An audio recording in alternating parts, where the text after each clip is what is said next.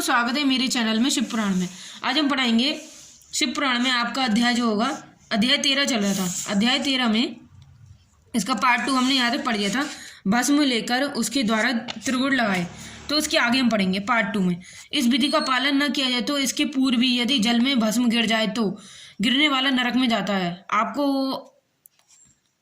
आपको वशिष्ठ इत्यादि मंत्र से पाप शांति के लिए सिर पर जल छिड़के और ये शिक्षा इस मंत्र को पढ़कर पैर पर जल छिड़के और इसके संधि होषण कहते हैं। आप हिंदू इत्यादि मंत्र 3 त्रिज्या और प्रत्येक त्रिज्या में गायत्री 3-3 चरण होते हैं। इस चरण का पाठ करते हुए पैर, पुस्तक, हृदय आदि में जल छिड़के। दूसरे चरण 3 चरणों में पढ़कर क्रमशः मस्तक, हृदय, पैर में जल छिड़के और तीसरे त्रिज्या में 3 चरणों का पाठ करके क्रमशः हृदय, पैर, मस्तिष्क जल पुरुषोक करें। इस बुद्धवान को पुरुष मंत्र स्नान मानते हैं।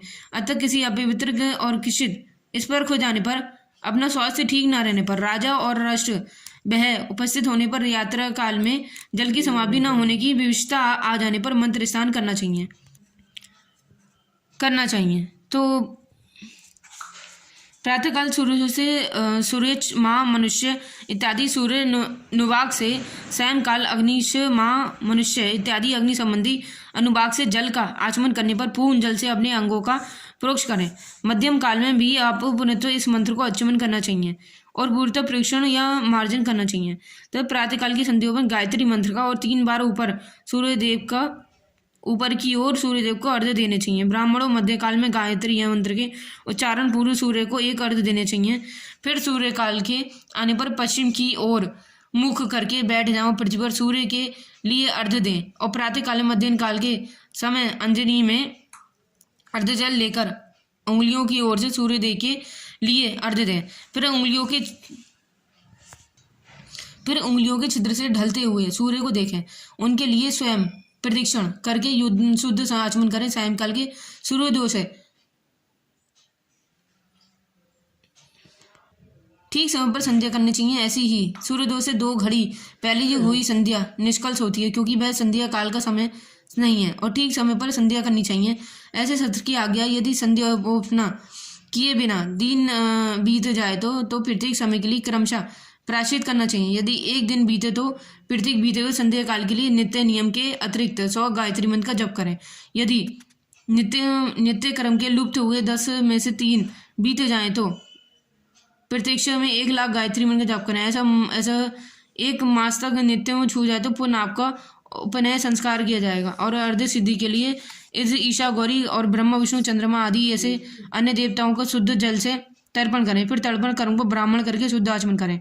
तीर्थ के दक्षिण पश्चिम में और मंदिर काल में, देवालय, घर में, अन्यथा किसी नित्यम स्थान पर आसन पर स्थिरतापूर्वक बैठकर विद्वान पुरुष बुद्धि को स्थिर करें और देवताओं को नमस्कार करके पहले प्रणाम करें। फिर करने के बाद गायत्री मंत्र की आवृत्ति करें। फिर आ, ओम, मम तीनों अक्षरों में जीव ब्रह्म की एकता प्रतिपादन है। यही नहीं, अब इस बात को सुनकर फिर आपका जाप करना चाहिए। जब काल में ये भावना करनी चाहिए कि हम तीनों लोगों की सृष्टि करने वाले ब्रह्मा और पालन करने वाले विष्णु और संहार करने वाले रुद्र की स्वयं प्रकाश चिन्ह में उपासना करता है कि ब्रह्मा स्वरूप होकर हमारी कर्म इंद्रियों, ज्ञान इंद्रियों की वृत्तियों को, मन की वृत्तियों तथा बुद्धि वृत्तियों को सदा भोग मोक्ष प्रदान करने वाले धर्म तथा ज्ञान की ओर प्रेरित करें। फिर आपके इस अर्थ का बुद्धि के कारण चिंतन करते हुए इसका जप करता है, वह निश्चय ही ब्रह्म को प्राप्त कर लेता है अथवा अनुष्ठान के बिना परिणाम का नित्य प्रताप करता है और इससे ब्रह्म पूर्ति की पूर्ति होती है। ब्रह्म पूर्ति के लिए श्रेष्ठ ब्राह्मण को प्रतिदिन प्रातः काल का सहस्त्र गायत्री मंत्र का जाप करना चाहिए। मध्यम काल में 100 बार और संयम काल में 28 बार जबकि अन्य बढ़ के लोगों के अर्थात क्षत्रिय, वैश्य तीनों संध्याओं में गायत्री जप करना चाहिए। और शरीर के भीतर मूलाधार आदि अन्न, आज्ञा और सहस्त्रधार के 6 चक्र होते हैं। इनमें से मूलाधार से लेकर और सहस्त्रधार 6 स्थानों में विश्व, ईश्वर, ब्रह्मा, विष्णु, जीवात्मा, परमेश्वर स्थित हैं। इन समय ब्रह्म बुद्धि के करके इनकी एकता का निश्चय करें कि मैं ब्रह्म हूँ और भावना पूर्वक प्रत्येक श्वास के साथ सोहे का जाप करें स्वयं का और उन्हीं विश्व आदि की ब्रह्म रतन आदि में तथा इस शरीर के बाहर की भावना करें। प्रकृति के विकार रूप महत्व से लेकर पंचभूतम परिवर्तन तत्वों से बना हुआ जो शरीर है, ऐसे शास्त्रों को शरीर का एक अजबा और गायत्री के जप से एक क्रमशः अतिक्रमण करके जीवन को धीरे परमात्मा से संयुक्त करें। इस जप का तत्व बताया गया और 100 अथवा 28 मंत्रों के जप से उनके उतने ही शरीरों का आत्मकरण होता है। उस प्रकार से जो मंत्र का जप है और इसी के अधिक्रमण से भाषिक जप करना चाहिए और सहस्त्र बार किया हुआ ब्रह्मलोक को प्रदान करने वाला होता है, इसे जानना चाहिए। 100 बार किया हो जब इंद्रपद की प्राप्ति करने मानेगा। और ब्रह्मोत्तर पुरुषोत्तम पुरुष आत्मरक्षा के लिए जो स्वबल मात्र में जप करता है वह ब्राह्मण के कुल को जन्म देता है। प्रतिदिन सूर्योपासना करके उपयुक्त के जप का अनुष्ठान करना चाहिए। 12 लाख गायत्री का जप करने वाले पुरुष पूर्ण रूप से ब्राह्मण कहा गया है। और जो ब्राह्मण ने 1 लाख गायत्री का जप नहीं किया गया हो उसे वैदिक कार्य में ना ले। और 70 वर्ष की अधुष्ठता नियम पूर्वक पालन करें। इसके बाद गृह त्याग कर संन्यास लें और परिवारक या सन्यासी पुरुष नित्य प्राप्त काल में 12,000 प्राण का जाप करें। और यदि एक दिन नियम का उल्लंघन हो जाए तो दूसरे दिन बदले में उसका मंत्र अधिक जाप करना चाहिए। सदा इस प्रकार जाप चलने का प्रयत्न करना चाहिए। यदि क्रमशः 1 मास आदि का उल्लंघन हो जाए तो उसके 1.5 लाख जाप करके प्रतीक्षा करनी चाहिए। इससे अधिक समय तक नियम का उल्लंघन हो जाए तो उसे पूरे ऋषि रूप से ग्रहण चाहिए। गुरु से नियम ग्रहण करें। ऐसा करने से दोषों की शांति होती है और अन्यथा वह नरम में ब्राह्मण है नरक में जाता है। और जो सकाम भावना से युक्त गृहस्थ होता है उसी धर्म और अथवा लिए यंत्र करना चाहिए। वो मुमुक्षु ब्राह्मण को सदा ज्ञान का भी अभ्यास करने धर्म से अर्थ की प्राप्ति होती है। अर्थ से भोग शुरू होता है, फिर से भोग वैराग्य की संभावना होती है। धर्म पूर्वक उपार्जित धन से जो भोग प्राप्त होता है उसका एक दिन अवश्य वैराग्य हो जाता है। धर्म की प्रति अधर्म से उपार्जित धर्म के द्वारा भोग प्राप्त होता है, उस भोगों से प्रति आसक्ति उत्पन्न होती है। मनुष्य धर्म से धन पाता है और तपस्या से दिव्य रूप की प्राप्ति होती है। कामनाओं का त्याग करके पुरुष के अंतःकरण की शुद्धि होती है और शुद्धि के ज्ञान का उदय होता है। इसे संयम नहीं है। सत्युग आदि में तप को प्रसिद्ध कहा गया, किंतु कलियुगी में द्रव्य संध्या के द्वारा दान आदि अच्छा माना गया। सत्युग में ध्यान से और त्रेतयुग में तपस्या, द्वापर युग में यज्ञ करने की और कलयुग में भगाव दीग्रह मतलब जो पूजा से ज्ञान लाभ होता है। मम्मी धर्म अहिंसा का रूप है, धर्म स्वरूप का रूप है। अधर्म से मनुष्य दुख जा पाता है और धर्म से वह सुख और अविद्या की भागी होता है। दुराचार से दुख प्राप्त होता है और सदाचार से सुख। और अतः भोग मोक्ष की सिद्धि के धर्म का उच्चारण करेंगे जिसमें धर्म घर से कम से कम 4 मनुष्य हैं। ऐसा कुटुंबी ब्राह्मण जो 100 वर्ष के लिए जीविका निर्वाह की सामग्री देता है उसके लिए वह ब्रह्मलोक की प्राप्ति करने वाला था। एक सहस्त्र चंद्रयान व्रत का अनुष्ठान ब्रह्मलोकदायक माना गया और क्षत्रिय सहस्त्र कुटुंब को जीवन और आवास होता है।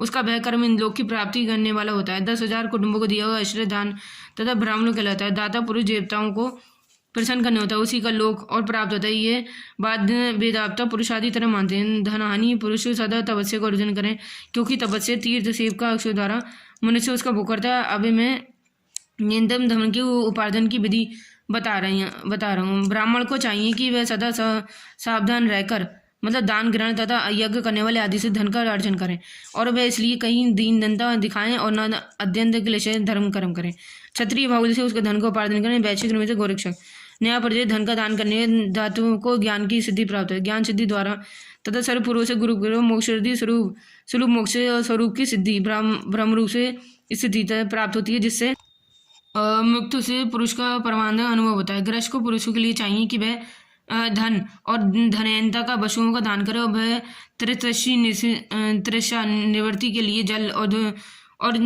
शुद्ध रूपी रोग की शांति के लिए सदा अन्न का दान करे।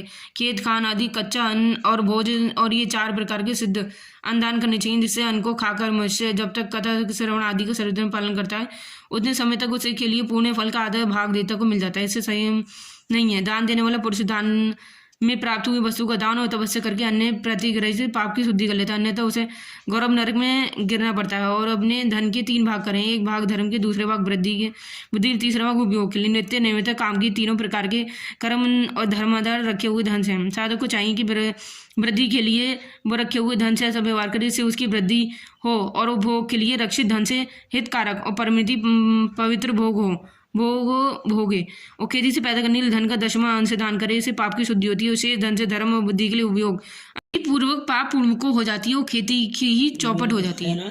और बुद्धि वृद्धि के लिए किए गए व्यापार में प्राप्त हुए धन का 6वां भाग दान करके ध्यान देने योग्य बुद्धिमान पुरुष अवश्य उसका दान करे। विद्वान को चाहिए कि वे दूसरों के दोषों को भाखंड न करो, ब्राह्मण को दोषवंत दूसरों के सुने व देखे हुए छिद्र को भी प्रकट ना करे। विद्वान पुरुष ऐसी बात ना कहे जो समस्त प्राणियों के हृदय रोष पैदा करने वाली हो। ऐश्वर्य की सिद्धि के लिए दोनों संध्याओं के समस्त अनिहोर कर्म अवश्य करे। दोनों समय अग्निहोत्र करने में समर्थ हो। वह एक ही समय सूर्य और अग्नि को विधि पूर्वक दी गई आहुति से संतुष्ट करे। चावल, धान, घी, फल, कंद और हविष्य और इनके द्वारा विधि पूर्वक स्थायी पाक बनाए, स्थायी पाक बनाओ और यशस्वी रीति से सूर्य अग्नि को अर्पित करे। यदि हविष्य का अभाव हो तो प्रवादन हो मात्र करे। सदा सुरक्षित रहने वाली अग्नि को विद्वान पुरुष अजित की संगति आती है। संध्या काल में जब सूर्य की वरदान करें और आत्मा ज्ञान की इच्छा करने वाले पुरुषों को परिवारक विधियों से उपासना करें जो सदा ब्रह्म से तत्पर हो, देवताओं की पूजा में लगे रहते हैं। अग्निभूषण गुरु में करें, ब्राह्मण को तत्पर किया जाता है और सब स्वर लोगों चाहिए। वीडियो पसंद आए तो शेयर कीजिएगा। आगे आप पढ़ के सुनाएंगे।